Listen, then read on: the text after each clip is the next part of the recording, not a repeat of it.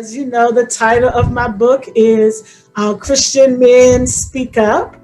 And it's really just a humble cry from a woman's perspective on how badly we need men of God to help women and children. The research says that it is 80% women and children who are mostly affected by sex trafficking. In here, I break it down. I go through really dealing with those who drive the market. We have our traffickers, we have our victims, and then we have our perpetrators. So I really deal a lot with the perpetrators because I think that if it were not for them, there would be no sex trafficking. In my research, I found out that it is 99% men who are the sex buyers. So we need men who are not perfect, not looking for perfection, but men who have taken upon biblical morality. It's not to bash men in any kind of way, not endeavoring to do that. I love men. I have a husband and I have a son. I love them very much. So not trying to put men down, but I do think that we need men to deal with other men where this issue is concerned, because it's one thing for a woman to have a conversation with victims, but it's another thing for a woman to have a conversation with a man about sexual morality.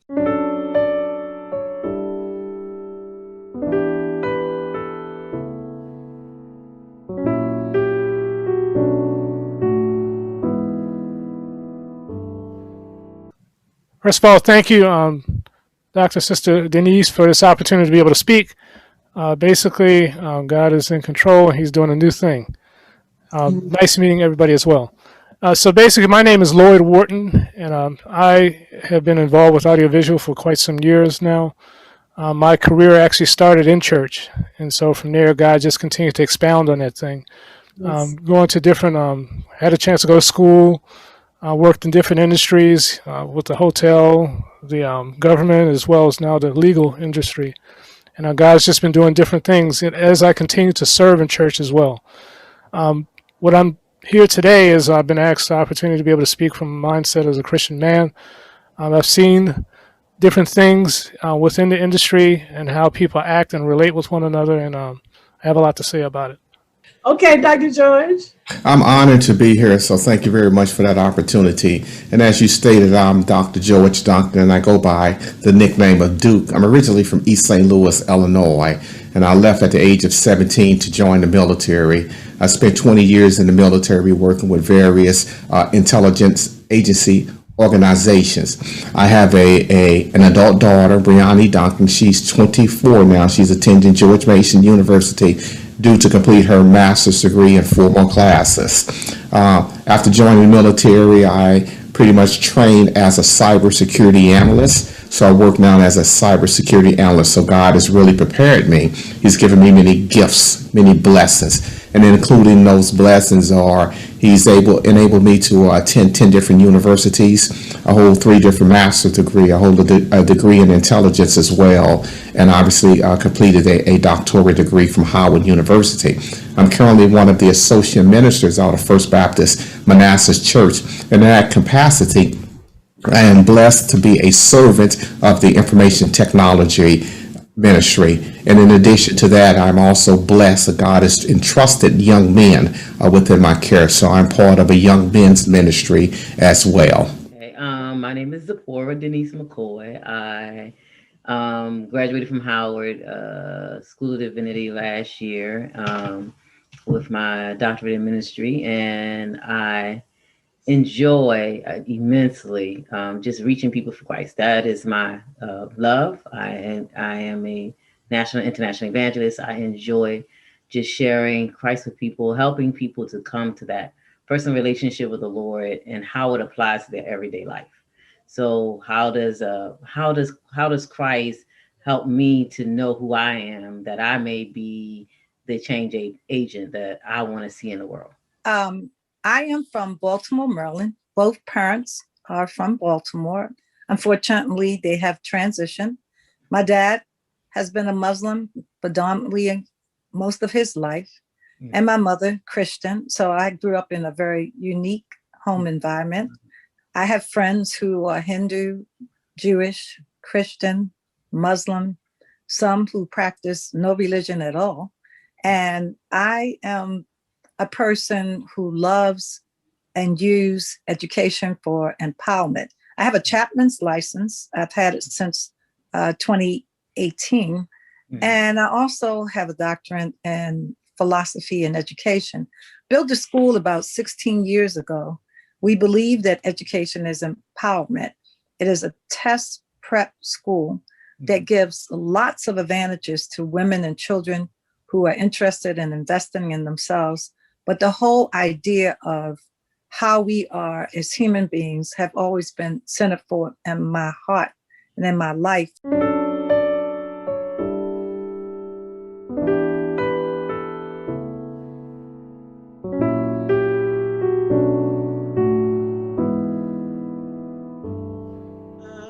Our first portion or our first segment, just really going to talk about what is sex trafficking for those who are, viewing for the first time, maybe not as aware actually what it entails.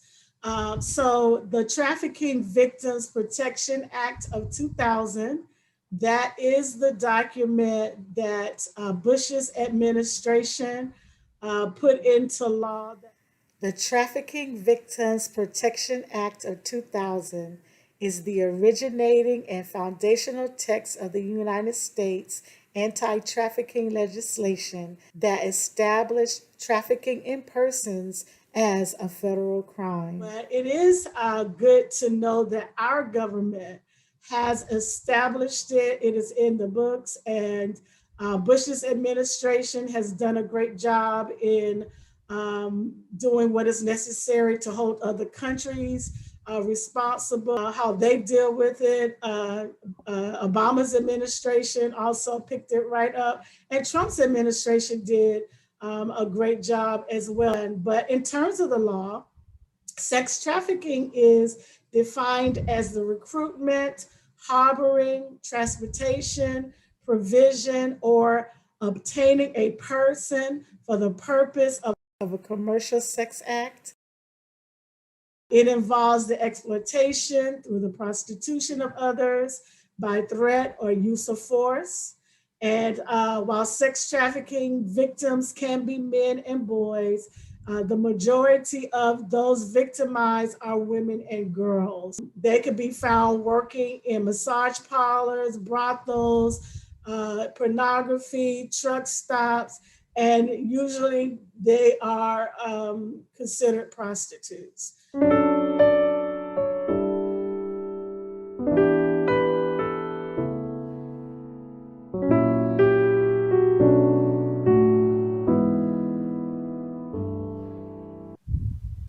Sure, I'll take a stab at it first, if it's okay.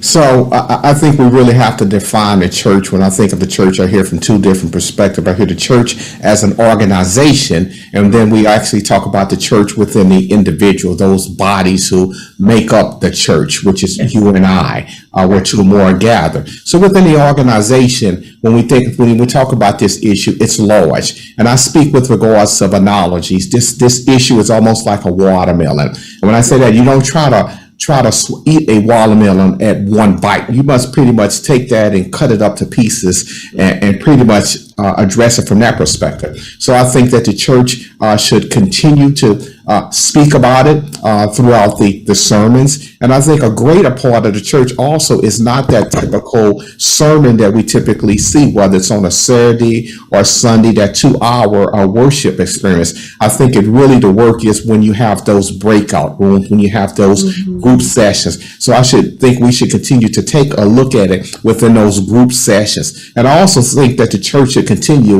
if the resources permit, to pretty much get involved with what's going on already in the community. I don't believe it's safe or healthy sometime or we have scarce resources. Why reinvent the wheel? We can continue to partnership with different agencies who are doing things or addressing it. So I think the church should address it from those two perspectives. First, as an organization within these working groups and within leveraging their resources. And I think the church is within each and every member. We should continue to do about it, continue to mentor to others, continue to get involved whenever those opportunities present itself. Awesome. Excellent. I come from the standpoint of the actual church itself, the body of the building, the organization, and basically first to make aware that there is a problem. Bring it to the attention, because without the knowledge of it, you can just go oblivious saying, oh, everything's okay.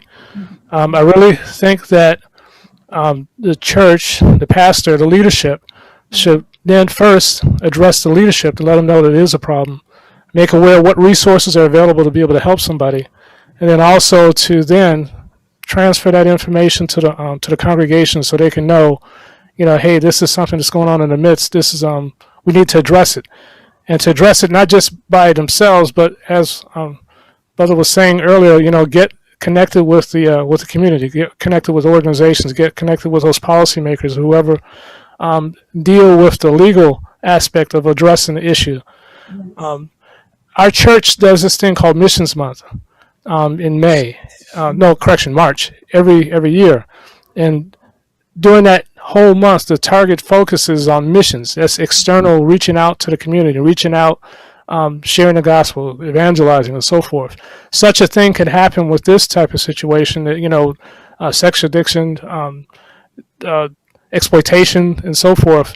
Address those, first start out with addressing the issue, that there is an issue, and then find out the resources of who to send it and go to, and then identify who may be dealing with that issue, and not necessarily ostracize, but encourage one to come in and get the help. And then for those who are experiencing the abuse, how to anonymously appoint a person to be able to help them get out of that situation. It's not going to happen overnight, but if it's targeted, that's the starting place, rather than just ignore it. Okay, it's going to go away by itself. Okay. All right. Great. I hear that. I do also agree that the church does have to first make sure that the people are aware, especially our young people, because they are the ones that will be most impacted by what's going on. And we want to make sure that they do not become victims themselves. And so as we go along, we'll get into that. I didn't go into it a lot in the book, but one of the things that just even in my study that I was reminded of, from the beginning when Adam and Eve was beguiled by the snake, the devil, to eat the fruit. They messed up, they were hiding, God comes, and the woman tells and says, it was the serpent that tricked me. Yeah. And one of the things that the scripture says is that God put enmity, which that word is hatred, between the woman and the serpent. Yeah. Right. And I can see if you just look over a process of time, the way that the enemy has always come at the woman is through her sexuality, whether it was through prostitution, rape, domestic violence, sexual harassment. I mean, that is how he comes at the woman. How in many cultures, but even some today, where women cannot own anything, they cannot do anything without the permission of their husband. So there are a lot of men who hate women because of that darkness that works and that's constantly endeavoring to strike at her. What do you guys think about that? What are your thoughts where that's concerned? Let's discuss that. Wow. Well, I absolutely can tell you, regardless of different cultures that exist here on this planet, we are constantly, women, evolving from this attack. It's explained very similar in the Quran and the Torah, as well as in the Bible and many of the ancient books. This idea of men being afraid of women. And it is mind-blowing, being afraid in a sense of truly trying to make sure they take away sometimes our daily rights, dictating to us when we should eat, when we should take a bath, not allowing us to have choices as to whether or not we want to have sex, or we want to have children, or own property, or go to school. It's been prevailing even in the swamps of the Amazon, all the way up to 2021, in some cultures and some places. And again, as I kept looking into it, digging, trying to unravel, not just from the Christian standpoint, but from other standpoints of and other ideas and other background. Why is this so pervasive? Why is this so prevailing? Again, it is complete darkness. Right. Well, I feel this is funny that we are having this discussion, because I have a weekly youth and young adult Bible study, prayer and Bible study. And one of the things and they're all, most of them, I have one young lady, but they're mostly young men. And one of the things that we've been discussing is the love, marriage, and sex in our Bible study, because this is an area a lot of times in the church or in Christendom, it's a challenge to share. We don't want to talk about, we'll talk about love, we'll talk about marriage, but sex, kind of taboo. And so I like to kind of push the envelope when I can to have that conversation about sex, to find out what our young men and young women are dealing with and what they're talking about. And I know as we were sharing and as we were talking about the issue of sex, one of the things the guys was like, this is kind of uncomfortable sharing with a lady, like, I can talk to other guys about it, but, And so I was like, no, so we want to talk about this. We want to have this discussion. And it came out to be a really strong discussion about sex and sexuality, and their thoughts about sex and sexuality, when how you look at women, because it seems like it's easier for them, as Dr. Denise said, to have that conversation with men. But what is it when you have that conversation with a woman about how you think about women? Right. And these young men are from the ages of 15 to 24. Mm-hmm. So, for them to have that talk about, how I see women and what kind of woman is the kind of woman I'm looking for. And I think the conversation in the church needs to be that, so that they will, in that process of what kind of woman am I looking for, then I have to deal with the deeper inner issues of what I think about women. Yes. Is my concept of women from Hustler or Playboy, or as one of the young men said, who is a returning citizen. He's 24, but he's a returning citizen. But he grew up in foster care. Mom was not there, and he grew up in foster care with a Caucasian family. Wow. So how did him and that father have that conversation about women? Is she just a sex object to me? Or is she someone that I can make my wife, have a loving relationship, have children with, spend the rest of my life with? Or do I see her like I saw her when I was in the street? Right. She just a sex object to me.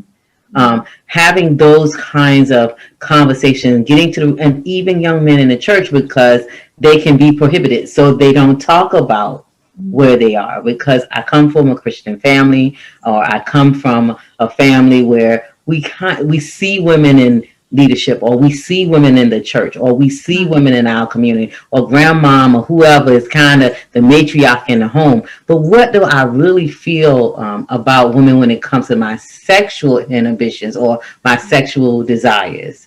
Do I still see her like the world see her? You know, and having those kinds of conversations with our young men while they're young, not waiting until they're 20 to have that conversation, having it with them while they're boys, so that they will have that understanding of who they are inside, where they're getting their information from. And I think that I pull from Dr. Denise's book.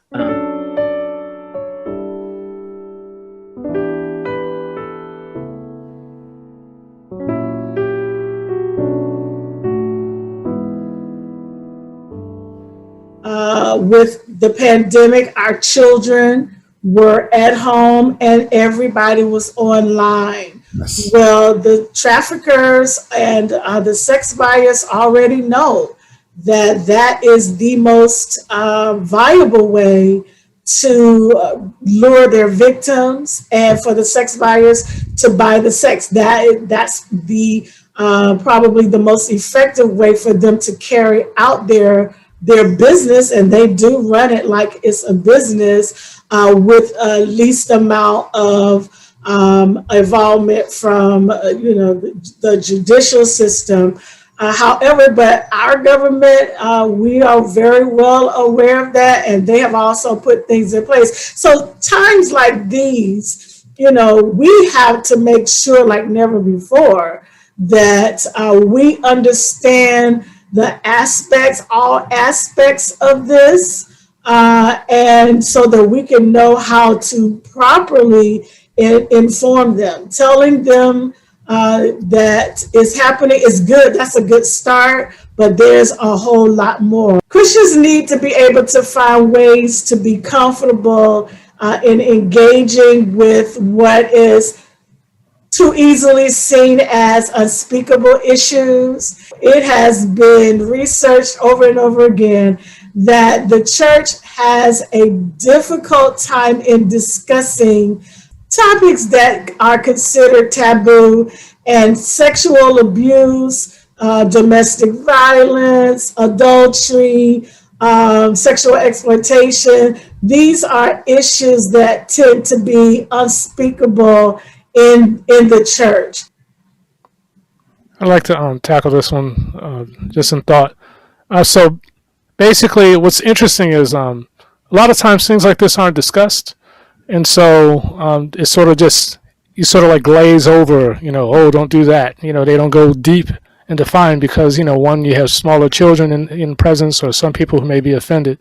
And so I'm thinking that one way to tackle and address is basically you got to know the maturity level of your audience, and may have to break it down. Like, in service you have your main audience, and then you always have like a children's church, right, where they, you can address things at their level, and depending, how they, not everybody may be able to handle it because maybe they've experienced it, or they've seen, somebody who's it may be too close to home, and so.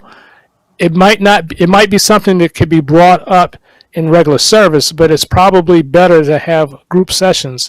I know at Dominion, when we were there a long time ago, they would have special training sessions, like on a Wednesday, and there were certain topics that were addressed, and then you can get deep and dirty because now you have a close, you have a targeted group.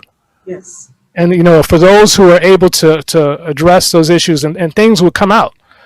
So if you're going into incest, if you're going into, sodomy and rape and things like that, now you have a targeted group who, okay, you already know that this is what we want to talk about.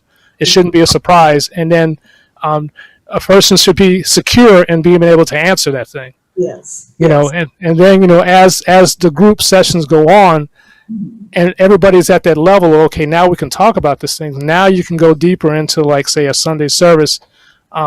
You still talk, you got to keep in mind, again, you got to watch your audience, because, what if you have somebody who, like I said, who's is in the middle of that thing, and it's going to set off as their trigger. You want to? Okay, yes. I like the points that he brought forward, and we talk about the unspeakable issues. I think when it comes to this issue within the church, I'll use this term, you don't know what you don't know. So I think a lot of times that, first of all, the issues within the community are not well known sometimes. And I think there's a lot of contributing factors to that, obviously, with politics and kind of rack and stack and, in terms of what's important or what's the highest priorities in the community. Right? Because it's harder for us to sit down and to highlight our shortfalls, especially when they are painful. It's hard in that challenge. So when I think about the things that are unspeakable, I think about those things that we do within the church four walls or within our ministries that promote some type of behavior. As Christians also, we talk about things that are unspeakable. I talk about the cultures and the things that we wear even in church now. And not that it's right or not that it's wrong, but there's this fine line between, because we know, let's just face it, there's different outfits and things like that pretty much would cause people to react in a certain manner, especially if you have these sexual behavior tendencies. But in the church, we're very cautious about telling who what they can wear and things like that. So there's a real fine line, and I believe Paul kind of spoke about it. He talked about actually what we should do in the church and different types of behavior, and he spoke about that because of the culture of the times. So again, to summarize it, I think the things that we find challenging are those things that are very close to us, and I think they become challenging or unspeakable because society is telling us we should behave in certain one way, and in the church we would behave in another way. So we're trying to balance those dynamics. And we have a culture, a country that celebrates that pimp hoe culture. Yeah. Some of the things that are happening to us in America, we're going to have to blame ourselves. That we glamorize this whole idea of gyrating is okay, using profanity is okay, having the sexiest blouse, redoing our lips, our face, buying boobs, buying extra, body parts. We are completely, I'm just going to say, we're crime victims, but we're actually driving this thing. Yes. We're in the driver's seat right now, and we can make a decision to turn it around or not to turn it around. But the world is looking at us as Babylon. Yes, it is. Yes. I don't care if nobody got that short memo, but that is how the world is looking at United States at this point. Well, and I don't know what chapter it is, but I do talk about how that there are 4 components to what makes sex trafficking a multi-billion-dollar industry. Yes. We have the traffickers. We know them. We know that they're criminals. We know that who the victims are. We know that they're being brutalized and forced against their will. They're being tricked. That's the second component. The third component are the sex buyers. They're committing crimes. They're just as brutal. But the fourth component is what we're talking about now, and that's a culture of tolerance. Yeah. We tolerate that pimp hoe culture, that sexual, everything is about sex, everything is about money. We have young girls who became famous because they posed nude on Instagram. And how do we reward them? They were rewarded by having their own TV show, their own cosmetic line, perfume line, and became multimillionaires over it.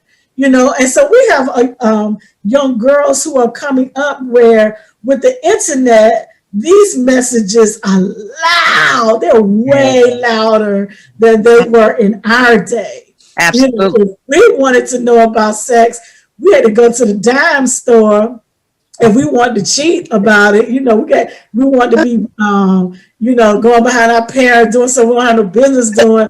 We had to go to the dime store and go in the back, And read a magazine. Right. Yeah, read a magazine.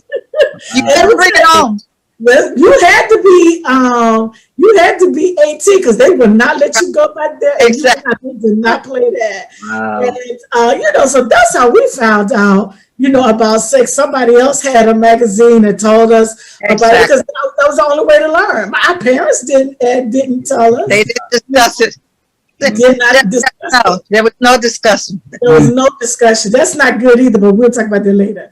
Okay. So now it's in the palm of their hands. Yes. If you click on the wrong thing, there is free porn, and so we're dealing with a culture who, if we talk about the church culture, the church basically does not want to discuss it, at least not from the standpoint of really engaging. Get judgmentalism and, accusations and spiritual piety is not going to work today. You're going to have to really sit down, like Zipporah said, and really begin to engage them, listen, to them instead of judging them or trying to clean them before they really give their hearts to God. That's something that we have been really good at. We want to go and clean the prostitute up. What can you make sure she gets saved first? Like if she gets saved and she gives her heart to God, then you don't have to worry about the rest. God will take care of that. But we just want to clean. We just want it to go away. But in this day and time, it's really going to take us rolling up our sleeves and getting in the trenches with these young girls and having these tough discussions with our young boys, men, even if they're men who once failed in this area. If you repented and you're walking in it, you see the error of your way. The Bible says that when you are converted, go strengthen your brother.